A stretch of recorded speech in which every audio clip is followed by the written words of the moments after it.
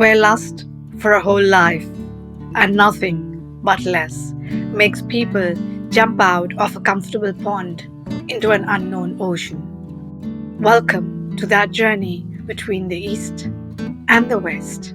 Who says Rolling Stones don't gather moss?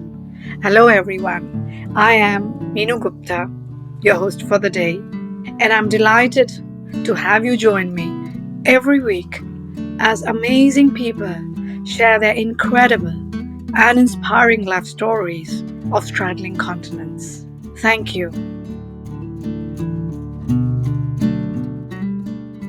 So it was the late 90s. I was sitting with some dear friends and potential clients of the Italian government in a very beautiful restaurant in the Tuscan region of Italy, digging into delectable food when the talk veered to the poverty in India. My fork stopped in midair before descending very slowly to the plate. I could not eat further. As my dear friends continued to discuss the desperate state of many in India, indignation rose higher in my chest. Are you planning to do something about what you saw on your visit? I asked my comrades a bit sharply, startling them. They were taken aback. For me, poverty, injustice, and related subjects are definitely not table talk. They are serious matters I would generally discuss if earnest solutions were being sought to put into action. Now, that is an excerpt from the pages of my life. In fact, I'm fairly skeptical of many conferences and meet and greet occasions. They are not my cup of tea. Then a few months ago, I came across what Nusrat Durrani had to say about conferences. These are his words. What's the point of the world's brilliant minds gathering to pontificate, drink champagne, and eat fondue without their collective influence being harnessed to solve a problem? I look around these rooms and wonder how the audience would respond if a 7-year-old Afghani girl related the story of her parents' murder by the Taliban after being abandoned by the USA. It would kind of kill the buzz. Now, when I read these words and then dug a bit more, I knew that I had to invite him as a guest on my podcast. Why? Not only because I see that we are on the same page of related thoughts and perhaps some views, but also because, from what I read, he's a legend who, in my opinion, is stitching the fabric of the world between the East and the West with his films, documentaries, and phenomenal work of giving a platform to voices, music, and the magic of the world.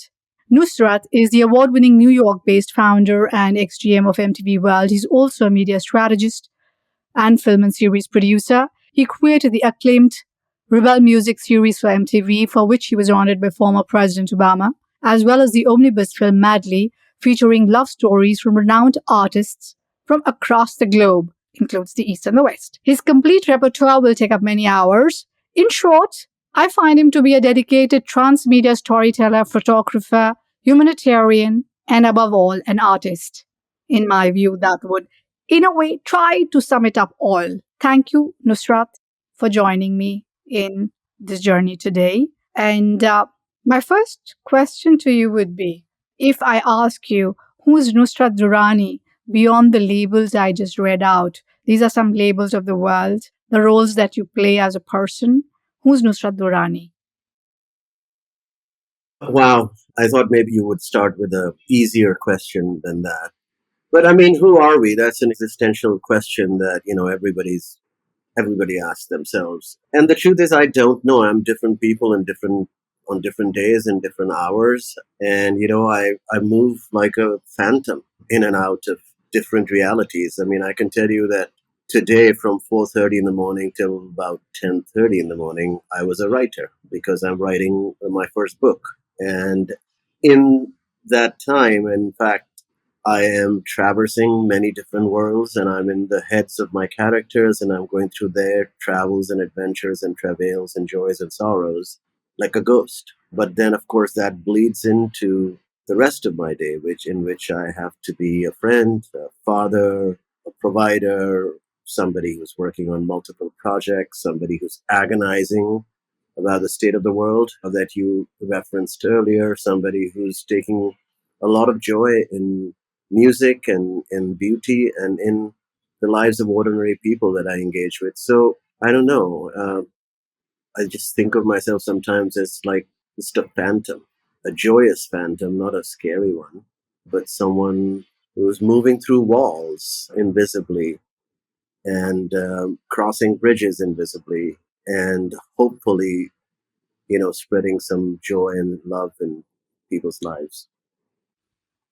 That's very interesting, actually, because when you say a phantom, we are talking of beyond borders. So, as a human being, and literally a lot of your work also shows that. So, it's literally defying borders. Many years ago, when you joined MTV, is it true, because I read it somewhere, that your knowledge of pop music sort of surprised your Western counterparts? Yeah, absolutely. It did, and it still does. And not because my knowledge is championship level or whatever. It's not that at all. I'm not the encyclopedia of music that I know many of my other friends are. It's just that for some people, for a lot of people, it's easier to deal with someone by putting them neatly into a box and assuming that they cannot, imagine anything outside that box. And this is a limitation not of us, it's a limitation they have. They're the ones imprisoned, they're the ones that are ignorant. So, yeah, the answer is yes, but not because I'm a hero. It's because I think most of us, not just the folks at MTV at the time, most of us we don't have fully formed images or ideas about people. You're a lady of Indian origin living in Hamburg. I might come to some assumptions about you, but certainly 110% those assumptions will not be accurate, or at the very least will be highly incomplete. So that's a long-winded way of saying yes, you're right. Because the story is never complete. The story, as you rightly just said, in all our minds, can never be complete. It will only be a particular perspective, larger or smaller. The mosaic is never complete. A lot of people themselves may not know themselves, forget about other people knowing them, easier to put into boxes, as you said. So, do you think that Western media has a role to play in the understanding or the lack of it of the rest of the world, including the East? Your question is, did Western media have a role to play in the lack of understanding of the rest of the world? Yes. Answer is yes, but that's not the only answer. I think it wasn't just media. I think in the post-war world, the Western powers, the Western countries dominated most aspects of life. Actually, I would argue, like most aspects of industry, most aspects of media, of storytelling, of technology, and of course media was a part of it. So the narrative that was created in the I'm talking most post-war, was shaped by Western media. I mean, it's not that India didn't have its own media, or that China or the Middle East didn't, but we were emerging cultures, we were post-colonial cultures, and we didn't have a fully developed voice, we didn't have fully developed platforms. Even now some countries don't. So the narrative, including the pop culture that was shaped by Western media. And I very firmly believe that.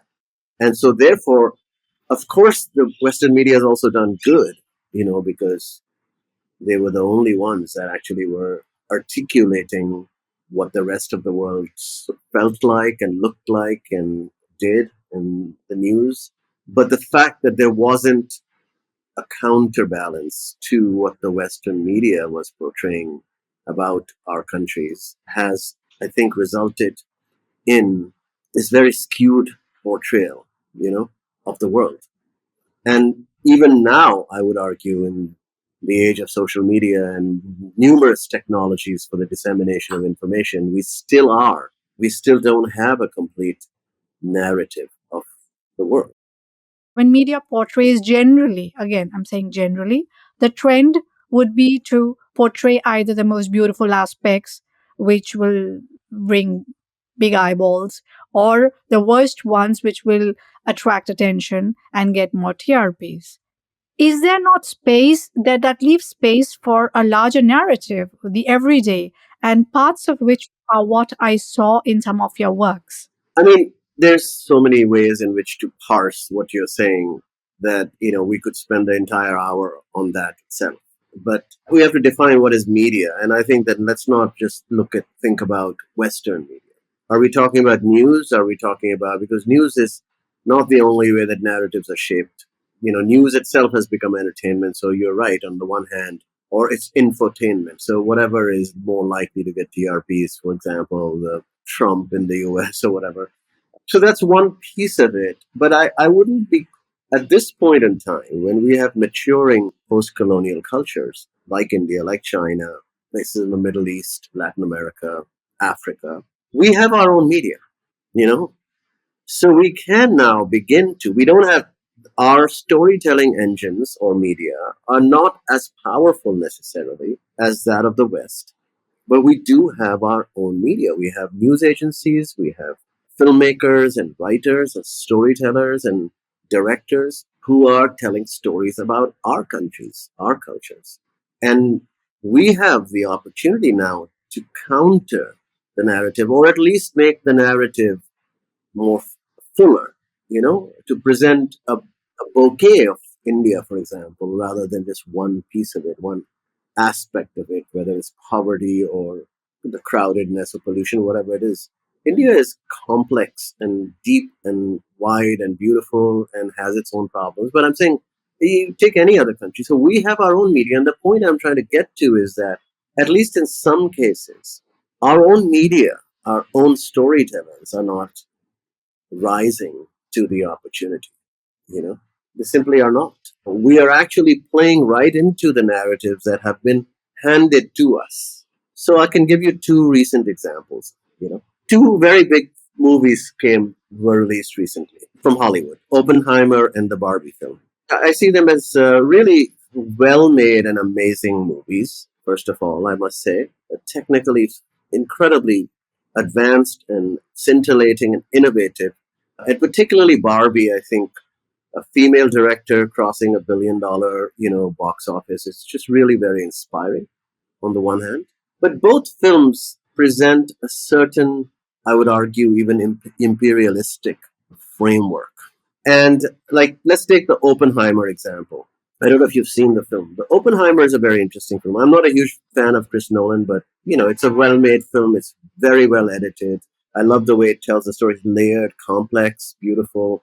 But it presents Oppenheimer, the man, as a very troubled and conflicted individual who really, although he invented the nuclear bomb, and for a reason, we show him as really so tormented by the idea of dropping it on the Japanese. And in that conflict that we showed, because I've always imagined Oppenheimer, I didn't know much about his life, but I've always imagined that someone would create a bomb that would cause so much horror in the world to be an evil genius, or it's not somebody I was very inspired by, even though he may have been brilliant and a genius, but it's not someone who inspired me. But the way that the film is presenting that character is almost heroic. We, in the end, a lot of people would just get up and applaud because he just didn't want to do it. He's presented in such a complex, nuanced manner. And that's the power of filmmaking and Hollywood style of filmmaking. They make us believe anything. And even though the bomb was not required to be dropped, the war had already been won.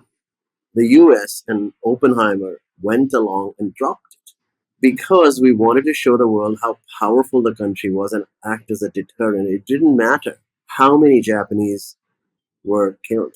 And even in the killing of the Japanese, it was the most horrific thing that had happened. And one of the most horrific things that's happened. Not a single Japanese is shown on screen, which I felt was a very brilliant yet very devious move. Because even the suffering of the Japanese, we saw through Oppenheimer's suffering. And this is another way of othering the problem. I would have liked to see in the film the faces, the melting bodies of those hundreds of thousands of people who were murdered by us, killed by us, so that we understood the horror of something like this, the horror of war. Of course, you could argue, we could have pros and cons about. I mean, I'm sure a lot of people disagree with me, and I'm fine with that. But I mean, this is one person's view. But what am I trying to say in relation to your question is that I saw very little critique of the film, very little. If I mean, I've searched to see if there is a critique. There are critiques, but they're not critiques by the New York Times or the Washington Post or the BBC or the Guardian. They're critiques by people like me who have a very limited influence in how a film or a story will be perceived. And so we, the rest of the world, just lapped it up. We are okay with that. And now that Oppenheimer film sits as probably one of the most influential records of a historic wrong that was done on innocent people. And my point that I'm trying to make here is that what is Hollywood is phenomenal. Hollywood and the American media industry gave me a career, so I'm grateful for that. But at the same time, it's also taught me to question the narrative and to put forward alternatives that need to exist. Otherwise, we will just be bludgeoned by narratives that no one is countering. And I mean, I can give you any example, any number of examples of this. But you know how it's said that victor or something like that always writes the history is written by the victor or whatever. And in this case, there's no victor or victim or whatever, but because this wrong happened many many years ago. But the truth is, I think it adds insult to injury when a film like that, a beautiful, well made, good film like that, that's what's dangerous about it, is that there's no counter to it.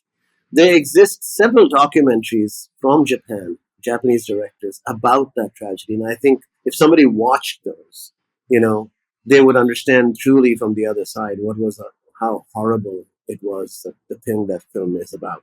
I'm all about an equalization of storytelling, not in a sort of an academic manner, but I think through entertainment and information and beautifully made films or beautifully written books that actually present people who have never had their say. And I think that's the future, at least for me. The future is not technology, the future in terms of media. The future is the fullness of the human race, which is 8 billion people, being able to present their narratives in a fulsome, complex, celebratory, agonized manner. Perfect. That is what I was getting at. Because what you pointed out as an example is the danger of a single narrative, which then becomes the narrative in the absence of other sides. So, as you rightly said, one needs a fuller picture. You've traveled to war torn parts of the world as well. I saw the film Stories I Told My Mother. It was beautiful, poignant, moving, honest, and a slice of reality. Now, I want you to share a little bit about, I know what went into its making, and why do you think that those perspectives, again, an extension of the last question, why do you think that those perspectives are missing from the dialogue, media dialogue, or more fuller perspectives? Because they were real stories from real people. I think first and foremost, I have to say that it was not a premeditated film.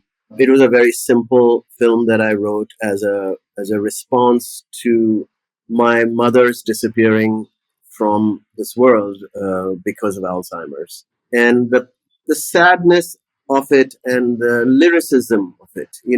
Alzheimer is a very complex, devastating disease, but it's also very poetic in a weird way. That my mother was disappearing and I was clinging to her and clinging to her memory and trying to trigger things from her past that I knew were disappearing in the fog of Alzheimer and dementia. So, first and foremost, it's a tribute to my mother. And it's a weird connection because, my mother she traveled, but she didn't travel the world extensively. She came to visit us in England and in the US, etc. But she wasn't a world traveler. She was one of those people that I think we don't tell enough stories about. A heroic, angelic human being whose selflessness and compassion and generosity touched the lives of thousands of people, but not millions of people. She didn't win any major award. She was not given the Padam Shri. She was not felicitated. But still, in my hometown, when I walk the streets, I'm stopped by people who say to me, "Are you Rabia's son?" or Dr. Rabia's son? And I would say yes. And they would hold my hand and say, your mother saved my life, or your mother gave me 500 rupees so I could feed my children, or that she delivered my baby and didn't charge us, or just small, beautiful things that touched lives and made her unforgettable. I think, first of all, we have to tell stories like that. That's why, I mean, no one's out there to make a film about my mom because she didn't win a Padam Shri or whatever. And that's not the reason I made it. I made the film because I was asked to speak at a tech conference. And I said, look, I have nothing much to say about tech these days. If you want, I'll make a film about my mom, about my mother's Alzheimer's, because that's what I'm dealing with. And the technology I'm using is to try to, provoke her mind, her memory, by telling her stories of courageous women like her that she would, I hope, respond to. And that's what I was doing when I was traveling the rest of the world. I would come back and I would sit down with my mom and I would try to say, remember, mom, you used to tell me not to go to the swimming pool. She thought I'll drown. She loved me so much. She didn't want me to put myself in any kind of danger. And then I told her the story of this French lady who actually risked her life, gave up her life to save two children who were drowning. And she responded to many of those stories. She really did. In the time I was telling her, she wouldn't get engrossed, and she would sometimes talk about the past, question me about these women, question me about the world.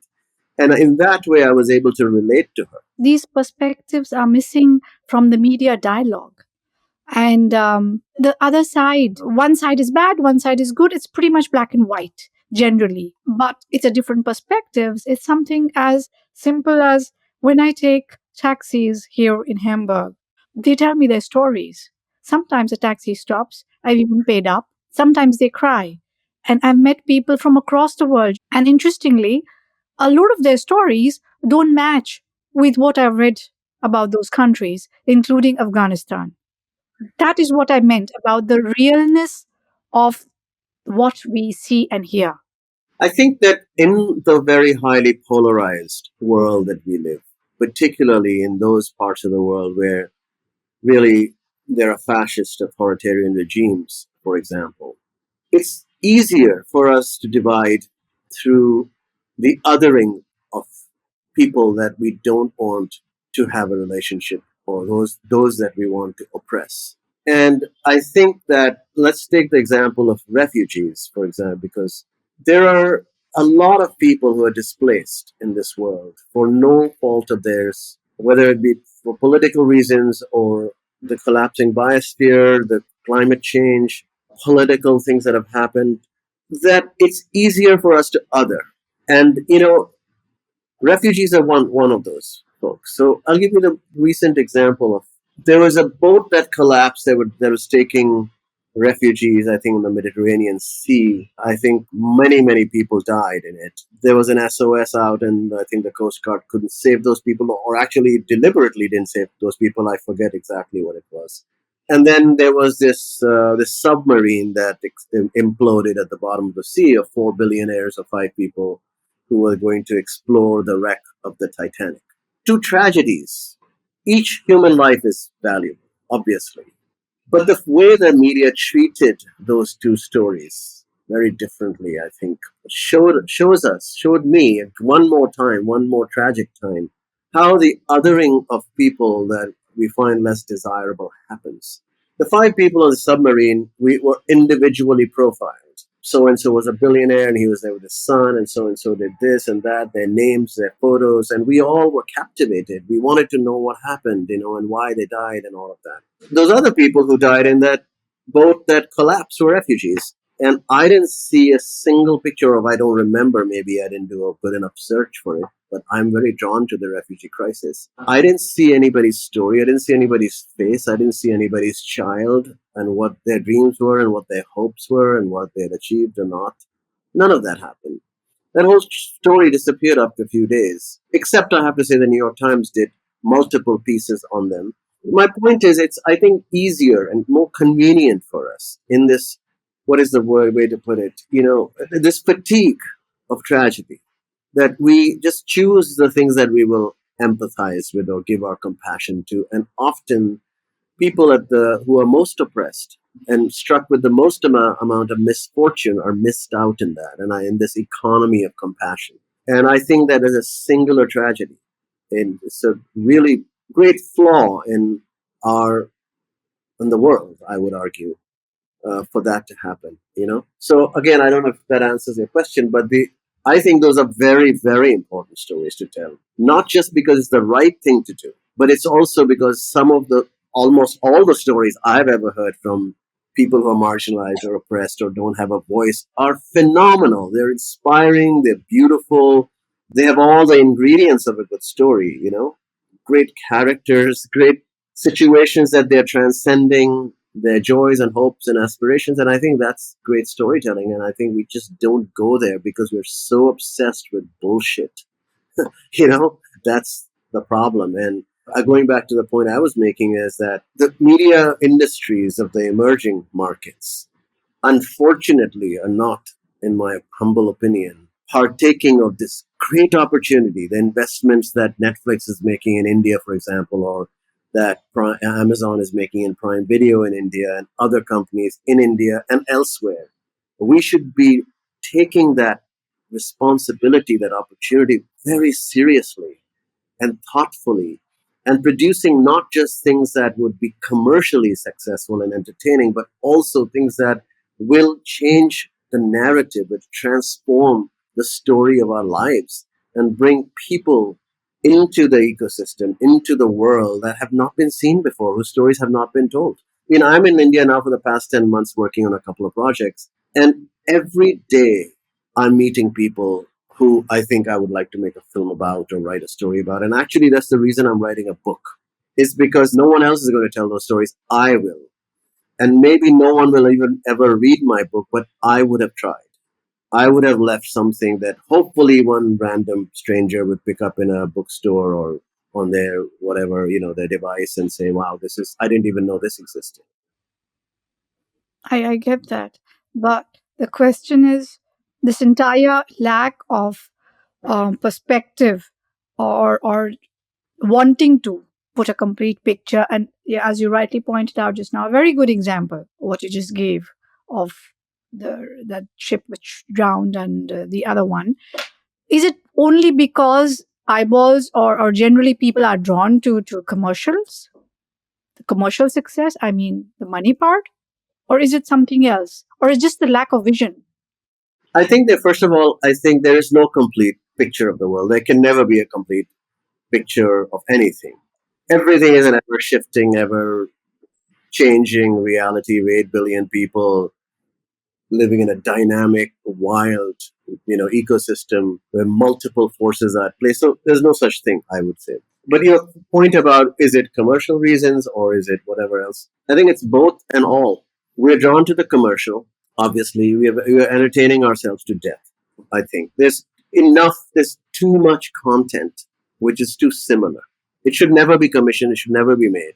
There should be a law against it, to be honest. It's a waste of money and time. And eventually it'll be a losing business proposition to put out so much content. It's no one can ever watch, just to add more and more and more to it. But the other thing is that, yes, we are facing a crisis of imagination. We're lobotomized, programmed. We have no vision of the world. Or we do have a vision of the world that is incredibly singular and one-dimensional, perhaps. A lot of the people commissioning projects all over the world that I meet have never actually stepped out of their office. The whole thing is a formula on, how to approach, green lighting a movie or a series or whatever. And in this regard, again, I just want to bring back MTV. We never worked like that. To us, data was useful to have and to know and read what is happening in the world. The research was very important. But I would argue most of our programming decisions, most of our green lighting decisions were pure madness, intuition, the desire to experiment, the desire to bring untold voices into the frame, the desire to present music that had never been seen or heard. We were driven by that stuff. We were driven by creativity. We were driven by vision. We were driven by, frankly, there's no other word but to say madness, a creative, good madness. And I see that very rarely in storytelling now. Obviously, I don't read or see everything. No one can, and I'm not some guru or some judge of what is good or not. The truth is, there's nothing dangerous out there. Very few things are very few films present dangerous ideas. And when I say dangerous, I'm not talking about psycho killers. Dangerous in the way that an idea that shakes our roots, that shakes our understanding of the world, presents an option, presents another view. There's nothing truly surprising or delightful. Very few things are. There are some exceptions, no doubt. But I see very little that is awe inspiring. Not just because of the way it's made or how much money was spent in the production or the sort of whatever, but in the concept, in the face that's in the frame, and the story that you're telling. So I know it's a long-winded answer, but yeah, it's both commercial, and I think that time and again we have proven that if you present something that is new and original and breathtaking and authentic, it can be commercially successful. These are not mutually exclusive things by no means. Something that is out completely out of the blue can be commercial. I mean, in the black examples, the dark examples would be, Squid Game from South Korea. I'm sure no one in the South Korea office of Netflix thought this is going to be a great hit. Let's do this. It's an off kilter, wild idea that worked. And yeah, I'm not suggesting we keep making series like that, but I'm just saying no one would have suggested also from South Korea Parasite would be such a hit. Very different ecosystem, very different world, but it was a huge hit. And there's anything I can confidently say for India, for example, we are wasting that opportunity that has come our way. The billions of dollars of investment in filmmaking. There are lots of great directors and filmmakers and writers in this country that are actually making good stuff. But the majority of the content coming out on our screens is really, it makes you wonder, where is the disconnect between the decision makers and the people who are actually going through this stuff? And I think it's a great shame because, once you make something, in digital media will live forever. This is not the age of print and celluloid where, copies are not harder to duplicate. I mean, you make anything now, it's going to live forever somewhere on some hard drive on someone's computer or someone's screen. And what are we doing with the opportunity we've been given is a question to ask. I think the approach, going back to your point about commerce, is we're data driven. Such and such things did well. We need a rom-com. We need a horror show. We need a, true crime, whatever. That's not a way to approach, I think, story. I mean, you should have that. I mean, your business goals are very important, but the way you get to your business goals there are many strategies that you need to deploy. And I don't want to go to that part of it, but yeah, that's my view. And you're right. If one can make out a good product in an original and creative way and package it in a way which is acceptable. Because I do agree with one point at this point as well that right now the world is at a level where you gave some examples of in Korean movies, which were series which were accepted, widely acclaimed, and so on, which was a surprise. But then they are accepted. That's the point. Maybe a decade ago that may not have happened. So we are at a stage where a lot can be done, a lot may be also accepted by a larger audience. I read about rebel music and how it came into being. It literally brought the mosaic of the East and the West into a glittering focus. But what pushed you into creating that? It wasn't that same madness that you were talking about? It wasn't madness. It was what I found stunning in America at the time it was made, and between 2012 and I would say 15, 16, is that there was so little understanding with what was happening in the world in those days. There was a second Arab Spring happening in Egypt and other countries. There was violence in Mali. There was obviously the ongoing stuff in Iran. There was a lot of turbulence in Afghanistan and so on and so forth. And, we read, again, it goes back to our earlier point, was we read about these things in the New York Times and on CNN. Something is happening in Egypt. Something is happening in Afghanistan. But, I felt like very few people, especially our young audience, knew what is Afghanistan. And the way we understood Afghanistan, for example, was the Taliban, at the time Karzai, misogyny. It was like they're savages just killing each other. And it was very distant and very abstract. And I think we tend to forget even now that Afghanistan is full of young people too. It's full of people with hope and aspiration and dreams and joy and music and pop culture. And when you start viewing the a country through those lenses, it appears more immediate and intimate and relatable. And I think what was we were trying to do with Rebel Music is that we wanted to present the world that was so much in turbulence around us through a different framework than the framework of just old savage men wreaking havoc on the world, on their own people. And we wanted to humanize the youth in those countries. And I think that including our own country, which is America, we had never seen, for example, there was no articulation or image of young indigenous people in the country until we made Rebel Music. We were always presenting, or media was always presenting, young indigenous people as sort of like just in shorthand, exotic, dressed in feathers or whatever, very derogatory portrayals. And it moved me greatly because there was a vibrant pop culture in the Native American community that had never been tapped into. We had never really given voice to the young indigenous people. Most Americans didn't even know the Native American reality because there are only about 3.5, 4 million indigenous people left in the USA, and it's their country. In short, we just wanted to articulate, we wanted to humanize and present the youth of countries or parts of the world in turbulence.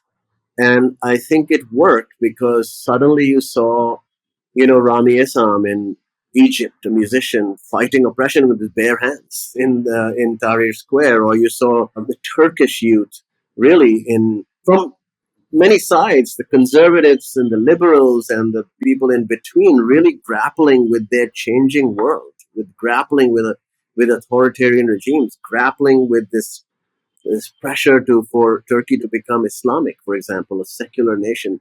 And we were there in the thick of it, filming it and giving voice to the young. And I think America saw the true nature of these conflicts. Same thing in Mali, same thing in Mexico, and all the many places that we went to. When you say we, question is, did you originate the idea and how did you get the people to come along with that idea? The whole team, you need a whole bunch of people to come along with an idea to float with it. Well, first of all, I had a phenomenal team that worked for us at MTV. So lots of people, directors, cinematographers, DPs, etc. So we had a great team. But the on that, I think what we did was that when the idea was greenlit, we really hired the production crews from the countries we had gone to film in. Because I didn't want to be an American company going there and standing at a distance and telling the story of these people and their stories. Literally every episode of Rebel Music has been made, directed, written, researched by local people. So the Turkey example is a good one. It was made by an all Turkish women's crew. The director of the episode was a woman, Turkish woman. Majority of the staff filmed and edited it was they were Turkish, and we therefore got an authentic, original story.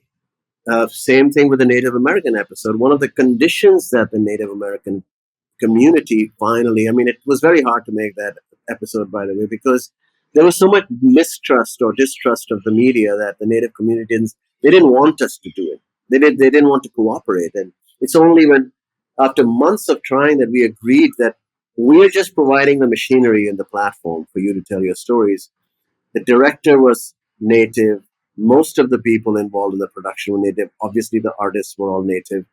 And it's only when they understood that we are trying to do, from our perspective, the right thing, that they cooperated. And then, of course, I think the rest is history because it became one of the most popular, shared, commented, viewed episode, piece of media that MTV had put on social media in its history, with no superstar in it. There was no Beyonce in it. There was no Jay-Z in it. It was just Indian, Native American, indigenous artists, and because the story resonated, it was a story of a community that had for so long, forever, never had a voice, never was seen. And now you see many projects that feature Native American people, indigenous people, and I'm so happy and so glad that's happening. But it took a very, very long time. That I understand. So it's actually very wonderful. I'm so glad that you did that. You took the local people because their portrayal of their reality would be fairly different from 1 month from another country and come back and do from there. But was it very difficult for you to get a green light on the idea?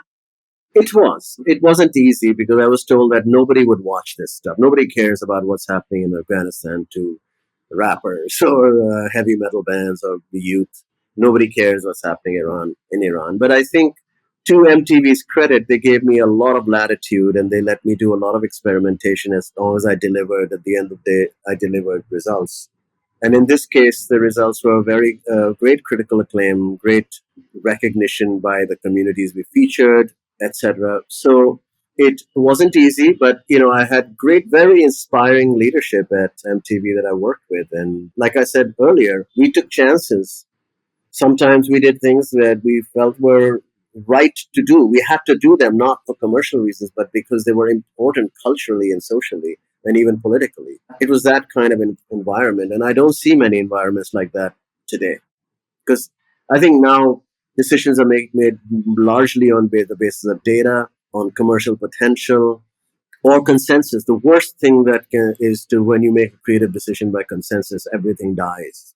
And that's what I think is the more the case now. There are of course visionaries who are presenting and greenlighting amazing things. But by and large, what I see is just when you make something by consensus, aimed at the lowest common denominator, which is usually how things become commercially successful. I think that's just tragic.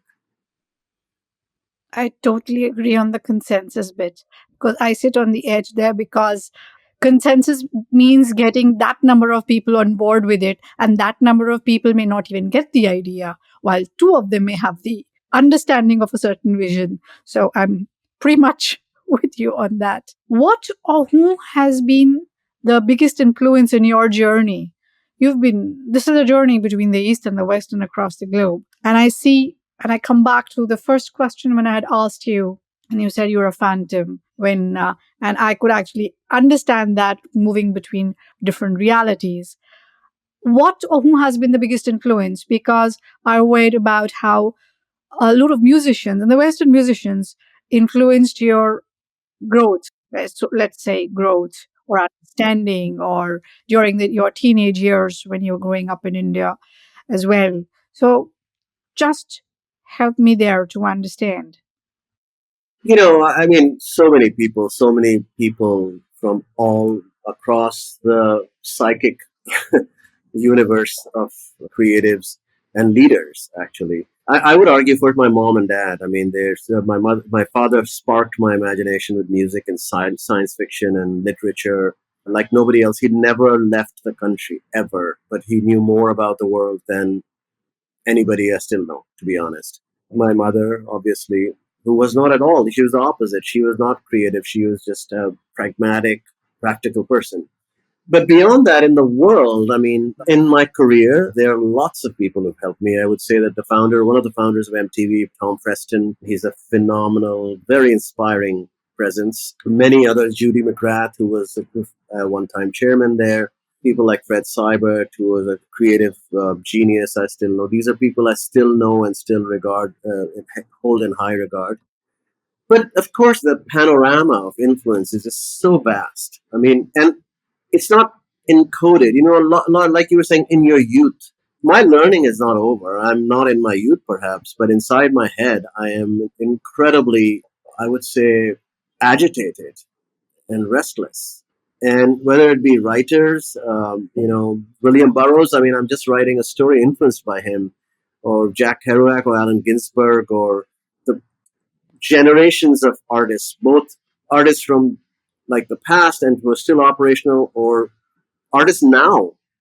They're so incredibly inspiring. I mean, Dylan, David Bowie, Leonard Cohen, who died, obviously, Joan Baez, who I met and made a film with, any number of people like that. Nick Cave, who's very much active right now.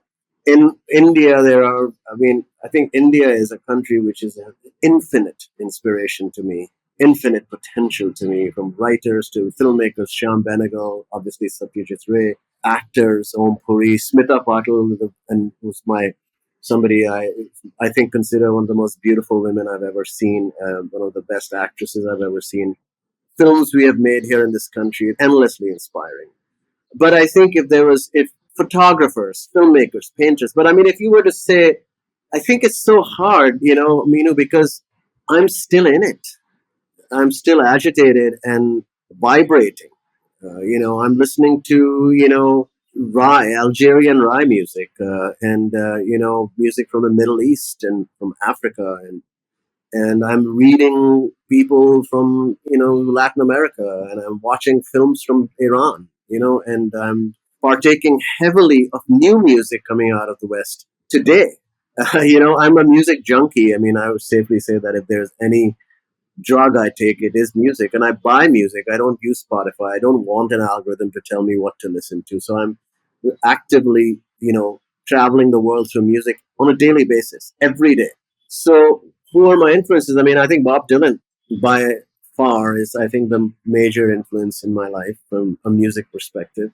But there's also influence from sci-fi, from Ray Bradbury and Harlan Ellison, and Arthur C. Clarke and people like that. So, by the way, it's not. This is all these people sound like gods, and they are. But they're sometimes, I mean, these days I'm holed up in my apartment because I'm writing a book. It's a very lonely and insular process. And I think my some of my revelations really come from places you don't really think would be. Like my valet, the guy who works for me and takes care of me. He's someone I'm drawing incredible inspiration from these days. His life is magic. He's just really someone who's a superhero in my mind, and his family and the way that they're navigating through this life. This man whose name is Amit, and his wife and two boys who live 3 hours away in a village, and how he manages to work with me and take care of them, and how full their lives are, and how joyous and inspiring. Not the richest people in the world, not the poorest people in the world either, but people with imagination. This man has not studied. He cannot read or write Hindi or any other language, but has a fully formed view of the world, sense of right and wrong, and a sense of morality and compassion and enterprise. And it's so inspiring to me because those, again, going back to stories, like I want to make a film about him. I definitely want to write a story of him, about him. How he was working in Noida when the pandemic happened, and he had to, when everyone was told to go home, he had a scooter and his wife and two boys, and they got on their scooter and drove for the 10 hours it takes to get to near Lucknow through obstacles, police barriers and night and crime and stuff like that. Can you imagine this man doing this? It's stunning, and India's full of those heroes, heroic lives, like really truly beautiful. So anyway, your point was these kind of people have influenced me a lot. I mean, we when we were growing up in Lucknow, we had a magical childhood. I had a transgender cook, and in those days, we think of these issues that are very big hot topics. And I think in my family, it never was even discussed. We never even once talked about him being transgender, uh, because it just was, he was an inspiring, all encompassing, really zany and unforgettable and gruff character who shaped my childhood and taught me to be open to multiplicity. Like the world is a bouquet, not everyone will look like you or be like you or act like you. And that's the beauty of it. Because who wants to live in a world where everybody is like you? It'll be the most boring and terrifying place on the planet. True, true. So your influences have been multiple, and I totally agree with the multiplicity part. I tell my son when he has very different opinions, the world is a garden. So, and there'll be flowers of many colors. It would be very boring if you only had white. So just accept it, and it's very beautiful. So you mentioned in one of your talks that you spent your career in bringing the thrill and color of this side of the world to the West. Why that drive? Because I think the West, as I saw it and still see it, sadly is sadly ignorant and ill-informed of the rest of the world. I think to their disadvantage. I think that they would be far more enlightened and probably enriched by meeting the world. I don't think that we should only be seeing the world through like you think you've understood the world just because you went to Rome or to the Colosseum and just saw a few things. That's not seeing the world. And I thought that to create that bridge between America, which was my adopted home and my country, and the rest of the world was something that I could uniquely do at the time. And this is, by the way, pre-digital media, pre-social media. Some of it happened during that, but I'm talking about I was with MTV from 1995, 20 plus years. So a lot of the work I did was before it became cool to have to Bollywood became cool or accepted in the US. I launched MTV Desi in 2005. There was very little content from India on main screens in the US. And I launched a K-pop channel that same year in 2005 because people didn't know what K-pop was. Even people at MTV didn't know what K-pop was. I think we created bridges. We made people see things that they had never seen in a joyous, beautiful way. And I think that there is still not enough of it. Even though we are living in the age of social media, there is still a vast emptiness in our understanding of the world. I mean, vast. I was just researching a story I was writing about the what's happening in South Sudan for since I don't know 2011 or something, or what happened in Syria, or what's happening in Latin America every day. Not just politics, not just politics. I mean, daily lives, daily culture. And there's not. I mean, how much do we know about the Sama people of Scandinavia, the indigenous people of the North? Very little. Their lives are. I mean, you've never heard of them. You've never questioned who they are. And coming back to India for a second, we have a very, very nebulous and negative understanding of the what I call the sort of the untouchables in our country. And these are lives that cannot simply be defined by the caste system. I think that these are lives which have they need articulation beyond the headlines, beyond the negativity, beyond the oppression. These are incredibly powerful stories that would shake you if you heard some of their narratives. Really powerful. That's seeping into my writing now. So it goes back to the point you were making earlier. I mean, our learning is never done. I'm on fire. I get it, sir. You are being influenced by it's the extraordinary in the ordinary that you see. So it's a matter of observation and connection. I think it's also a matter of curiosity and being able to let the world sway you. You have to let the world bend you and shape you. If you walk out in the streets very firmly in your limousine with a driver, and you never go to the subway, you never step out and let the world take you. You're not open. You think you've arrived. Everything's already happened. It's in the past or it's whatever. You're encoded. You're a fully formed piece of code. You're perfect. I think that's to me sounds like death because either you're busy being born or you're busy dying, according to Bob Dylan in one of his songs. And I think that I want to be busy being born because every day is a new chance to learn and become someone else or something else. That calls for fluidity of thought and being. That is what we are looking at. What is home for you? Where and what is home for you? Because you lived a large portion also in the US and in New York, and you transit between countries, you've traveled a lot. Where does it feel like home? Today, most of the day, I felt like Tangier in Morocco is home because I've been there and my story is based there. So I'm in that world, actually. I think more seriously, though, I think that home, or rather city or country, is like, to me, the home is a confluence of the places I've lived in and loved. So I would say that definitely, I think New York is home. I think Lucknow is home. I was born there. I grew up. I was born here and I grew up here. I've lived in the Middle East. The Middle East is home. I've traveled through the world. and loved many of its cities. Berlin is one of my favorite cities in the world. And I think in my mind, I really do move like a phantom, and not in a creepy manner, but I think I do transition from one reality to another. And I think home is for me really the world. And sometimes I feel like, there are birds that sleep when they fly. They're asleep because they're at home in the wind.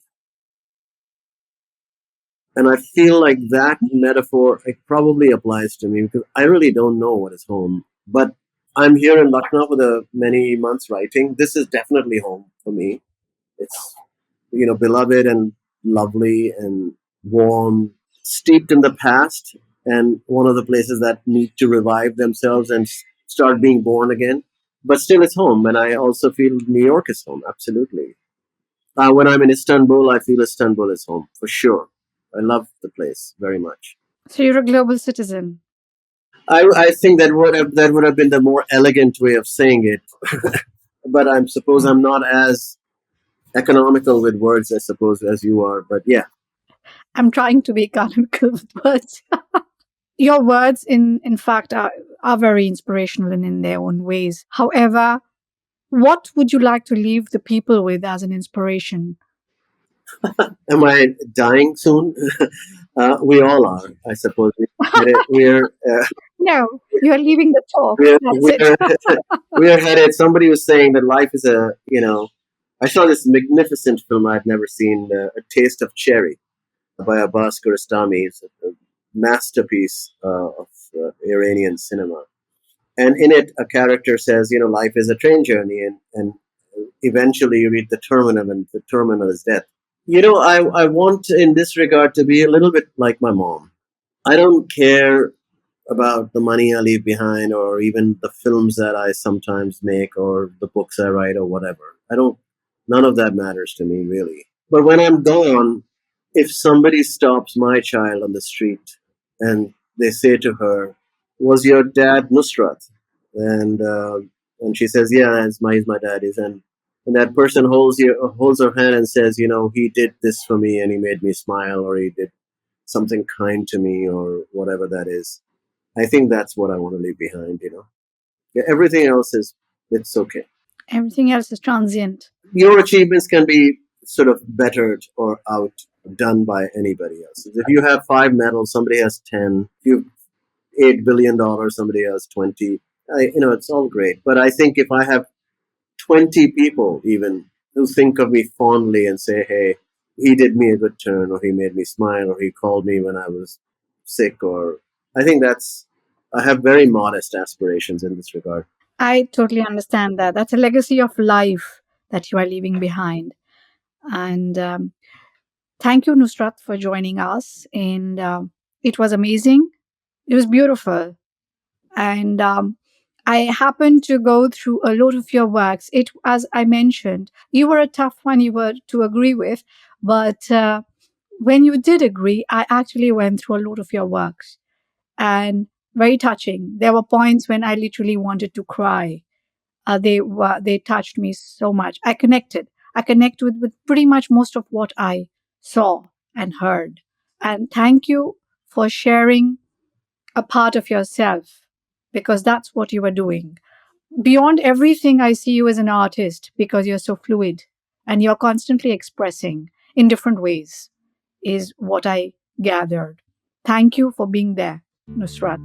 Thank you for having me. It was a real pleasure being able to speak with you.